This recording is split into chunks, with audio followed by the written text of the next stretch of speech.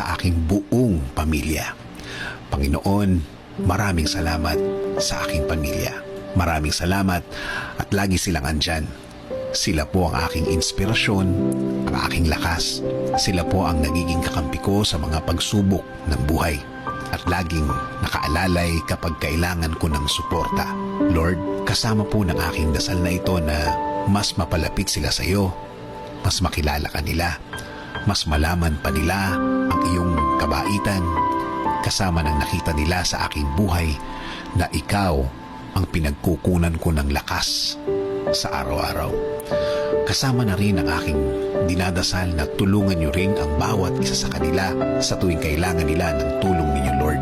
Tulad na lang ng pagtulong na ginagawa mo para sa akin. Every time na kailangan ko po ng tulong niyo, palagi niyo silang samahan at protektahan sa lahat ng oras.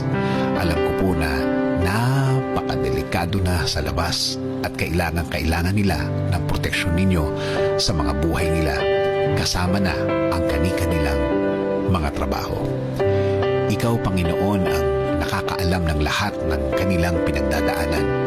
Alam mo kung anong mga pagsubok ang dumadating sa kanila. At alam ko, Lord, na ikaw lang ang makakatulong at makakasuporta sa kanila dahil alam mo ang kani-kanilang mga buhay. Isang